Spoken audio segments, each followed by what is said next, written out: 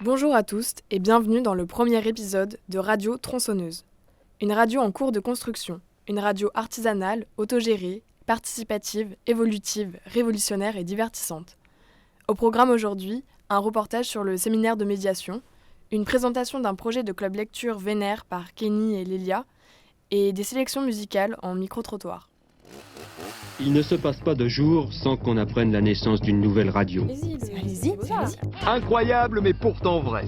La radio pirate artisanale de Lézy. C'est pas la peine d'avoir une radio de quartier, ça ne signifie rien. C'est complètement imbécile. 2 fois par mois, pour rompre les carcans de la non-communication. Je pense que c'est une blague ce que vous me racontez. Non, je vous assure, c'est la vérité. vous écoutez Radio Tronçonneuse. Venez dans une école, par et pour celles qui la font vivre. Baisse ton salaire.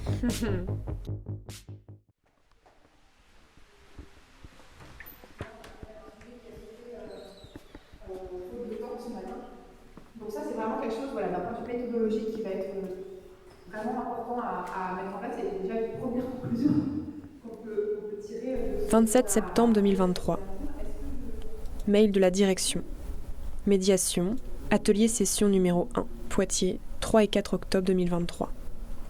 Chères étudiantes, chers étudiants, comme indiqué hier, lors des réunions de rentrée, nous vous transmettons ici les éléments concernant l'organisation des ateliers des 3 et 4 octobre prochains à Poitiers, en présence de M. Richard Lagrange, médiateur. Le programme détaillé de cette première session sera stabilisé ce vendredi 29 septembre. C'était quoi ces 2 jours ? Alors, cette médiation, c'est un peu problématique de dire le but de cette médiation, parce qu'au même titre et à l'image un peu du conflit qui nous a occupé toute cette année, cette médiation a été, dans un premier temps, imaginée des 2 côtés, c'est-à-dire du côté du personnel, des étudiants, ainsi que du côté de la direction qui s'est réapproprié cette idée-là. Mais c'était quelque chose d'admis et d'attendu, j'imagine, des 2 côtés, parce qu'il y avait vraiment un blocage dans le dialogue et dans comment on pouvait recommencer à parler ensemble. Le problème, c'est que encore une fois, il y a eu des biais dans la méthodologie et dans l'organisation de cette médiation, c'est-à-dire que le médiateur qui a été choisi par la DRAC, la Direction régionale des affaires culturelles, et dans une certaine mesure par la présidence de Lézy, mais je pense plus par la DRAC. Il n'y a pas eu de concertation sur le choix de ce médiateur. Et d'un autre côté, il y a eu une feuille de route d'établie, donc par la DRAC j'imagine, mais aussi avec la présidence de Lézy. Une feuille de route, pareil, unilatéralement constituée. Objectif des ateliers. L'objectif des ateliers consiste à partager largement les points de vue relatifs au fonctionnement et aux orientations de l'établissement, et à éclairer les décisions futures. Le principe des ateliers, lors des 3 premières demi-journées de la session, on peut envisager d'aborder 7 à 9 sujets, 1 heure à 1h30 par sujet, selon le nombre et la nature des propositions. Une personne ou un petit groupe prend en charge la présentation d'un sujet, 15 à 20 minutes. La présentation est suivie d'un échange avec les participants et participantes, 40 à 45 minutes. On a demandé au médiateur, pour aller dans les grandes lignes, de faire comprendre au personnel et au personnel mobilisé, aux étudiants et étudiantes mobilisés, de faire comprendre la situation de l'école, donc une situation principalement problématique au niveau budgétaire, de leur faire comprendre la gravité de cette situation, car a fortiori, ils n'avaient pas du tout compris cette situation-là, quoi. Donc déjà, il y a une sorte d'infantilisation par rapport aux problèmes que vit l'école. Avant même que ça commence, vous saviez que c'était parti de travers, quoi. Ouais, voilà, il y avait des... alors peut-être c'est notre faute, on aurait peut-être dû monter au créneau plus rapidement sur déjà cette feuille de route l'objet de cette feuille de route et puis comment les choses nous ont été un petit peu imposées dès le début. Il y avait des sujets comme ça qui basculaient entre problèmes techniques et budgétaires et des problèmes plus liés aux risques psychosociaux. C'était vraiment une demande du personnel d'orienter aussi les ateliers là-dessus parce qu'il y a encore beaucoup de personnes et de personnel, de collègues qui sont encore dans un certain mal-être, dans un certain... voilà. Donc il y a encore du mal à venir travailler à l'école du fait de ce conflit qui a eu lieu. Je m'attendais effectivement qu'il y ait un peu de frustration, je pense, sur ces premiers ateliers, parce que de fait, c'était une première prise de contact après cette longue période de conflit. Je pensais bien qu'il y aurait des choses qui sortiraient de manière un peu peut-être violente ou au moins un petit peu, qu'il fallait que ça sorte d'une certaine manière. Après, dans la forme et dans comment ça a été amené et mené par la médiation, par le médiateur, c'est là où j'ai été le plus surpris, en l'occurrence, enfin à moitié surpris, mais le plus déçu, parce que il y a eu pas mal de critiques à son encontre, que je partage quand même largement.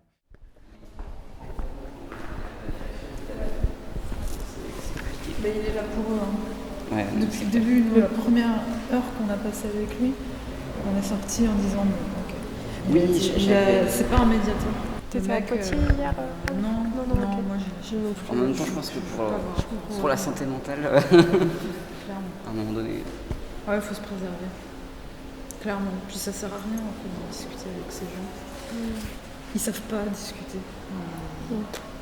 L'échange, tu vois, ce truc où une discussion, c'est quelqu'un dit quelque chose qui est écouté, puis les autres attendent qu'ils finissent de parler pour réagir, et il y a quelque chose qui se construit, quoi.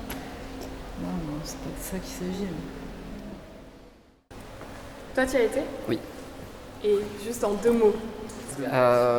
C'était frustrant et énervant. Du coup, moi je suis partie. Le compte rendu, il devait durer de 14h à 17h. Moi je suis partie genre vers. Il est quelle heure ? T'es partie vers 15h30. Voilà, et en fait, j'ai eu une curiosité un peu.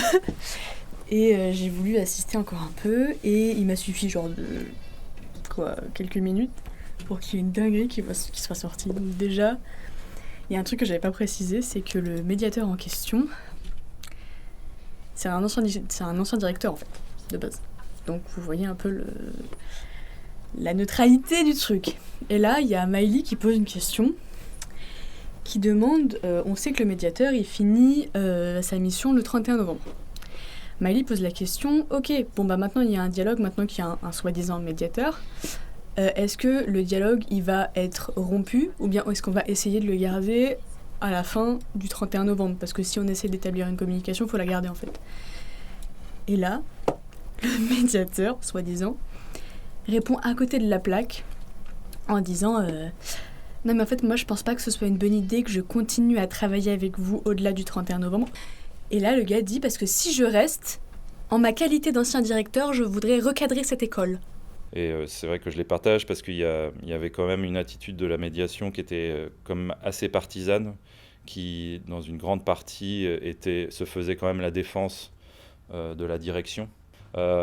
Et aussi des sorties et des propos qui pouvaient être quand même blessant par rapport à d'autres collègues qui intervenaient lors de ces ateliers de la part du médiateur, qui minimisait souvent et régulièrement les propos des collègues et qui pouvaient ridiculiser en quelque sorte leur prise de parole, quoi. Et ça, c'était encore plus gênant parce que pour le coup, dans une médiation, j'imagine que je suis pas un grand spécialiste de la médiation, j'ai pas participé à beaucoup de médiations, mais j'imagine qu'on essaye d'entretenir un petit peu un dialogue serein et apaisé, et en aucun cas on essaye de minimiser des ressentiments ou alors des sentiments que les personnes peuvent évoquer de manière aussi violente. Et c'est vrai qu'il y a des moments où ça m'a fortement gêné.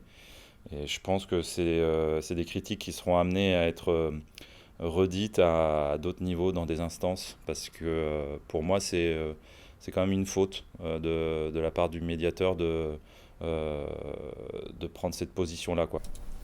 Tu sais, limite, t'as l'impression que c'est vraiment genre, pas du harcèlement, mais on est un peu sur du lynchage, quoi. Enfin, et comment on peut, ne serait-ce que ne pas remettre en question la présence de ce médiateur, qui de base, il remet en question, mais genre un médiateur qui se permet de vous dire, si je continue à travailler avec vous, je vous recadre. Oh, globalement, tout le monde s'est insurgé. Je veux dire, enfin, genre, on a tous sauté de nos chaises, on s'est dit, mais c'est un malade. Mais là, en fait, je me suis dit qu'il fallait que je vous en parle parce que je suis trop énervée. Non, mais bien sûr. Faut garder des trucs à vif. Parce que là, on va en parler ce soir, mais ça va être une anecdote parmi tant d'anecdotes d'irrespect. Et je sais pas ce qu'il fait actuellement, en tout cas, il est pas médiateur pour un sou. À souligner qu'on n'avait pas non plus 10 000 ans pour parler. Et qu'il fallait voir les priorités, et il y a eu le mot équilibre financier, et que en gros il a dit que pour lui ça faisait partie des priorités, et c'est assez choquant parce que derrière, que ce soit les étudiants ou les représentants du personnel, nous on a tout un discours sur le côté humain de la chose. Déjà que là il y a pas mal d'arrêts maladie, de problèmes d'anxiété, des trucs, enfin, humainement parlant, qui sont horribles, tu vas juste perdre tout le monde, en fait. Donc ça sert à rien que tu veuilles absolument un équilibre si c'est au détriment de tout le reste, quoi. Enfin, moi je pense qu'il faut qu'on fasse des ateliers sur l'arrêt et la colère, en fait, parce que ça va falloir qu'on fasse des trucs de ça, on peut pas laisser ça comme ça, puis ouais, c'est chaud, quoi. Enfin... Donc ce soir, tu disais Boc ? Ouais. Le gars est en mode oui, non, j'espère que ça vous a enrichi maintenant. Et t'as Sébastien, il me regarde et il fait, je sais pas, vous, ça vous a enrichi. Nous, t'es en mode, avec Léon, t'es en mode, ça nous a enrichi de colère. Après, j'ai envie de te dire, l'avantage, c'est que je suis arrivée en étant pas des masses motivées, et là, je suis hyper motivée. Donc, ouais, ça marche au final. Désolée d'avoir été les militants casse-couilles et vraiment été fichés. Les islamo-gauchos, ceux qui ouvrent la gueule. En fait, on n'a pas été fichés, mais genre, on était plusieurs étudiants et étudiantes et on était vraiment plusieurs personnes à prendre la parole de manière un peu vindicative. Et en fait, il a un peu eu ce truc de faire des blagues en mode elle veut encore parler, tu vois. Et du coup, je pense qu'il y a vraiment ce truc de... Il a repéré les têtes. Ouais, il a repéré les têtes et stratégiquement, il faut qu'on fasse corps, il faut qu'on fasse masse, parce qu'à partir du moment où les gens vont commencer à être isolés, ça va être super facile pour eux de pouvoir toucher là où ça fait mal ou de pouvoir attaquer, etc. Donc c'est pour ça que par exemple hier, moi j'ai proposé qu'on utilise les outils de communication qu'on utilisait en AG et il m'a clairement dit c'est rudimentaire, la ligne du signe, enfin c'était très violent et moi je me suis sentie très seule. En gros, il a dit ça. En gros. Moi, faut arrêter de croire que je suis là après novembre, mais si vous me demandez de rester, moi ça va commencer à m'énerver. Puis moi j'ai été directeur d'école, donc ça me touche et je vais vous cadrer. Hein. La colère, quand elle est pas exprimée, ça fatigue. Pour moi, la colère, c'est un truc corrosif où genre quand tu l'exprimes pas, que tu prends tout dans la gueule et genre juste pendant une journée, t'es assis et t'écoutes un gars parler comme de la merde à tes professeurs avec qui tu travailles depuis 5 ans. T'essayes d'être un minimum respectueux, quand même la personne à côté ne l'est pas. Du coup, tu prends des trucs et à la fin de la journée, t'es lessivé, quoi. Je vous le souhaite. On va aller boire un verre et cracher tout le venin qu'on vient de nous jeter, là. On va comme on dit, on va cracher son seum. Le seum, c'est le venin en arabe. Allez, ouais. On va tout cracher, là. On va dire à quel point c'est pas normal, parce que très clairement, on nous fait croire que c'est normal, et en fait, faut vraiment pas qu'on le normalise, ce truc-là. Vendredi 6 octobre. Compte-rendu des ateliers de médiation des 3-4 octobre. RPCA. Bonjour. Veuillez trouver ci-dessous les notes prises par un membre du personnel pour la transmission de ce qui s'est passé pendant les journées d'ateliers de médiation. Les pics répétés de M. Lagrange ont malheureusement provoqué le retrait de l'autre membre du personnel qui devait contribuer à ce compte-rendu. Elles n'ont donc pas pu être complétées. Les 2 jours d'atelier ont donc permis la parole du personnel et des étudiants et étudiantes, mais sans construction réelle de propositions, ni de façon de la valider ou de les invalider. Le seul consensus qui s'est dégagé semble être l'attachement à la pérennité de l'école. Il n'y a pas de doute sur cela, concernant tous les partis. Le personnel et les étudiants et étudiantes ont une fois de plus pointé le défaut d'engagement des financeurs. Coucou le micro. Est-ce qu'il y a une musique que tu aimes bien et que tu voudrais qu'on passe à la radio? J'aime mon pays de Sexy Sushi.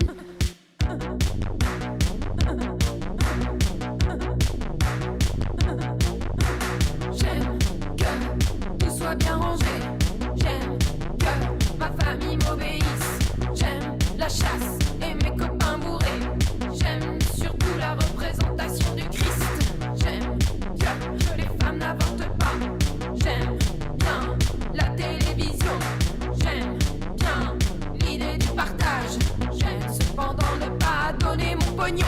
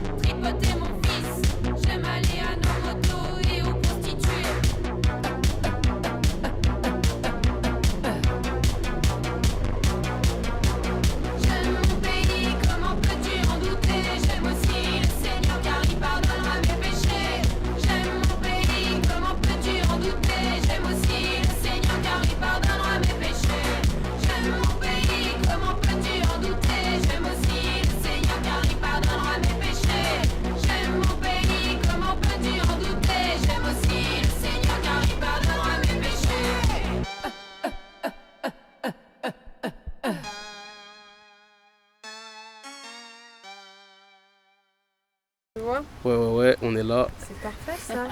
Très bien. Mais qu'est-ce que tu veux Alors, me raconter aujourd'hui, Camille?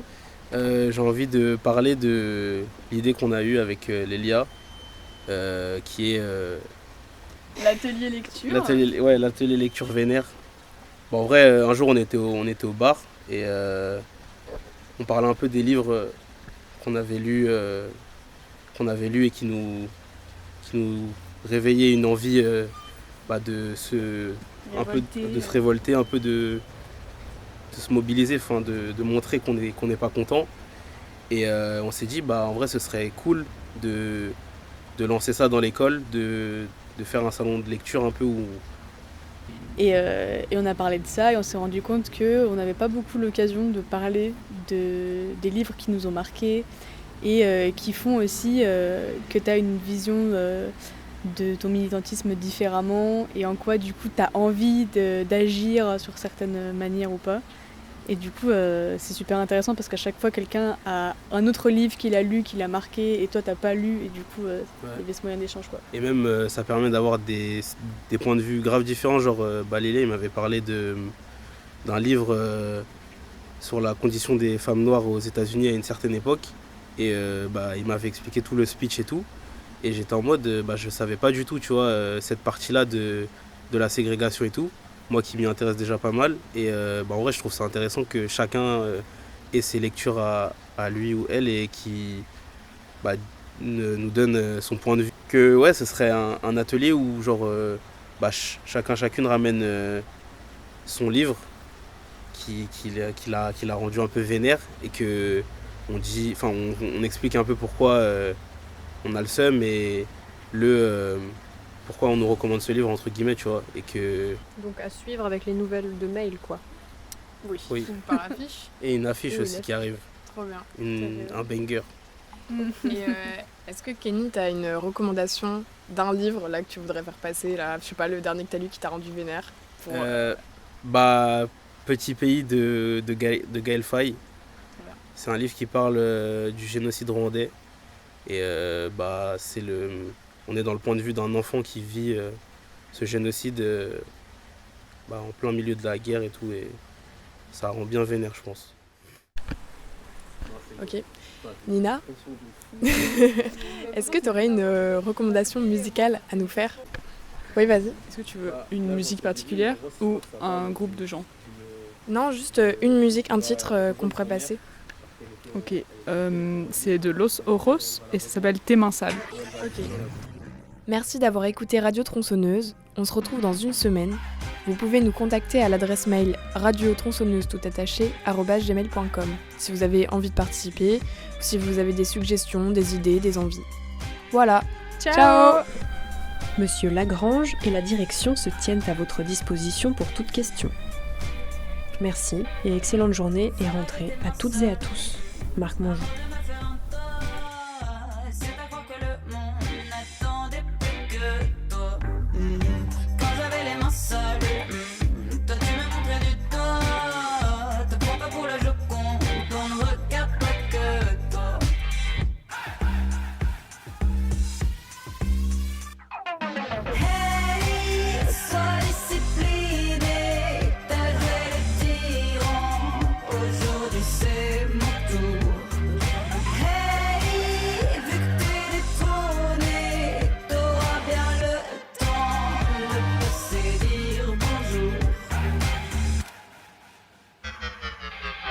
Qu'est-ce que ça fait de descendre, de ne plus savoir comment plaire? Qu'est-ce que ça fait de dépendre de l'argent de ton père?